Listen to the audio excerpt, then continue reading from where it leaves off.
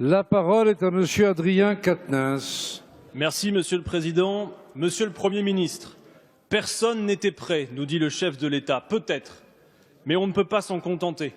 Pourquoi ne l'étions-nous pas? Comment l'être la prochaine fois? L'hôpital a été géré comme une entreprise. Par la voix de sa commission, l'Union européenne a exigé des dizaines de fois que les États membres fassent des économies dans le secteur de la santé. Et les gouvernements successifs ont appliqué avec zèle et enthousiasme ces recommandations, gérant l'hôpital comme on tient des comptes. Ainsi, en 15 ans, nous avons perdu 69 000 lits. Entre votre accession au pouvoir et la fin de l'année dernière, 4 500 nouvelles fermetures. Où étiez-vous pendant ces longs mois précédant la crise du Covid-19, pendant lesquels le personnel hospitalier était en grève et en manifestation, allant jusqu'à subir les charges de gaz lacrymogène pour dire combien la situation était critique et exiger des moyens humains et matériels? Vous le savez, Monsieur le Premier ministre, si le point de rupture n'a pas été atteint, ce n'est que grâce à leur dévouement absolu. Nous ne voulons plus jamais voir nos soignants en sac poubelle. Nous ne voulons plus en voir mourir, faute d'avoir pu disposer du matériel de protection qu'ils étaient en droit d'attendre. À l'heure de votre Ségur de la santé, pourquoi remettre sur la table la question des 35 heures et du temps de travail?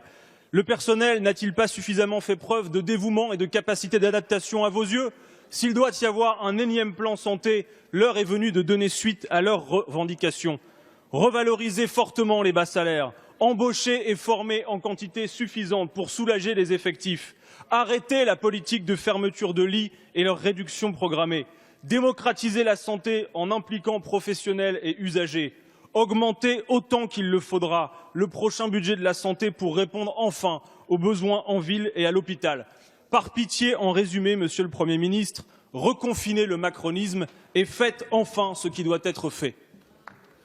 Merci, chers collègues. La parole est à Madame Christelle Dubos, secrétaire d'État auprès du ministre des Solidarités et de la Santé. Merci, Monsieur le Président, Mesdames et Messieurs les députés. Monsieur le député, je crois que les soignants et notre système de santé méritent bien mieux que des polémiques. La réforme de la santé conduite depuis 2017 est une bonne réforme. Les mesures prises vont dans le bon sens. Maintenant, l'ampleur de la crise hospitalière nous oblige à accélérer, à être à la hauteur des attentes des soignants. Donc oui, notre objectif est clair. Nous allons augmenter les rémunérations, élaborer un plan d'investissement ambitieux et enclencher une transformation profonde de tout ce qui ne tire pas l'hôpital vers le haut. La question des rémunérations est au cœur de notre réflexion. Nous avons entendu les attentes, mais la question des rémunérations, c'est aussi celle de la montée en compétences et des missions. Des médecins exercent aujourd'hui des missions de formation ou de recherche qui doivent être reconnues.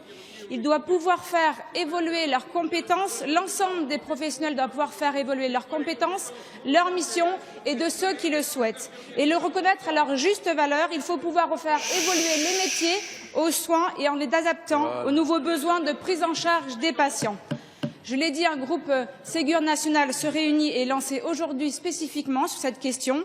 Et sur la question des 35 heures, la question n'est pas tant de dérégler le temps de travail, mais il s'agit aussi d'obliger, il ne s'agit pas d'obliger les gens à travailler davantage, mais de créer un cadre plus s'ouvre pour permettre à ceux qui le souhaitent de le faire ou d'organiser le temps de travail différemment. Il faut aussi valoriser le travail d'équipe.